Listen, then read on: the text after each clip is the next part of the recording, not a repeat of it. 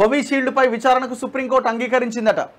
యాక్చువల్గా ఈ కేసు బ్రిటన్లో నడుస్తున్నది. చాలామంది ఎవరైతే బాధితులు ఉన్నారో, చనిపోయిన పేషెంట్స్ ఉన్నారో వాళ్ళ కుటుంబ సభ్యులు బ్రిటన్ కోర్టులో కేసు వేసారు. ఏమని?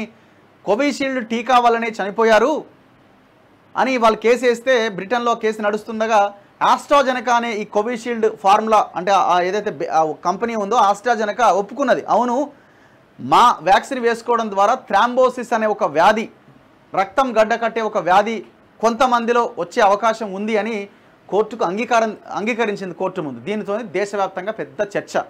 ఎందుకంటే మన దేశంలో కూడా దాదాపు 60% ఎబో కోవిషీల్డ్ వ్యాక్సిన్ వేసుకున్నారు. కోవిషీల్డ్, కోవాక్సిన్ మేజర్, ఇది కోవాక్సిన్ కంటే కోవిషీల్డ్ అధికం చాలామంది వేసుకున్నారు.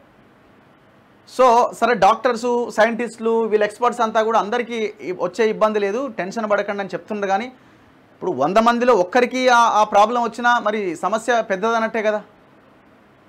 ఇప్పుడు చాలామంది హార్ట్ అటాక్తో ఫటాఫటా ఎగిరిపోతున్నారు, 25 ఏళ్ళు 30 ఏళ్ళ వాళ్ళు.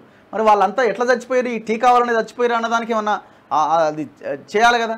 రక్తం గడ్డగట్టడం వల్లనే కదా గుండెకి రక్తం బ్లడ్ పంప్ అవ్వక చనిపోయేది, హార్ట్ అటాక్ వచ్చేది. 20 ఏళ్ళు 25 ఏళ్ళు పిట్టలాగా ఎగిరిపోతున్నారు. కరోనా వ్యాక్సిన్ కోవిషీల్డ్ను వినియోగించడం ద్వారా కలిగిన సైడ్ ఎఫెక్ట్స్ విషయమై దాఖలైన పిటిషన్ను విచారించేందుకు సుప్రీంకోర్టు అంగీకరించింది. అయితే దీన్ని సత్వరమే చేపట్టాలి అన్న వినతిని మాత్రం తిరస్కరించింది.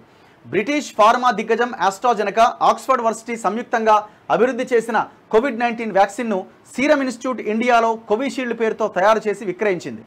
తమ వ్యాక్సిన్ తీసుకున్న వారిలో అరుదైన సందర్భాల్లో రక్తం గడ్డకట్టడం, ప్లేట్లెట్ల సంఖ్య పడిపోవడం జరుగుతుందని ఆస్ట్రాజెనకా ఇటీవల అంగీకరించింది. ఈ నేపథ్యంలో భారత్లో కూడా ఈ వ్యాక్సిన్ తీసుకున్న వారు కొంతమంది అకస్మాత్తుగా కుప్పకూలిపోవడం, గుండెపోటుతో మరణించిన సంఘటనలపైన దర్యాప్తు చేయాలని కోరుతూ పిటిషన్ దాఖలైంది. కోవిషీల్డ్ ప్రభావం పైన వైద్య నిపుణుల బృందాన్ని ఏర్పాటు చేయాలని కోరుతూ న్యాయవాది విశాల్ తివారీ ఈ నెల 1వ తేదీన పిటిషన్ దాఖలు చేశారు. మృతుల కుటుంబాలకు పరిహారం ఇప్పించాలని ఆయన కోరారట. సో దీని మీద విచారణ జరుగుతున్నది, కానీ తక్షణమే విచారించాల్సిన అవసరం లేదు, విచారిస్తామని సుప్రీంకోర్టు అంగీకరించింది. అప్పుడేమో వ్యాక్సిన్ వేసుకోనోడు దొంగలాగా కనిపించింది జనాలకి. ఇప్పుడు వ్యాక్సిన్ వేసుకున్నోళ్ళు ఆనాడు మంచోళ్ళలాగా, వేసుకోనోళ్ళు అరే ఇడు వ్యాక్సిన్ వేసుకోలే అని అన్నారు.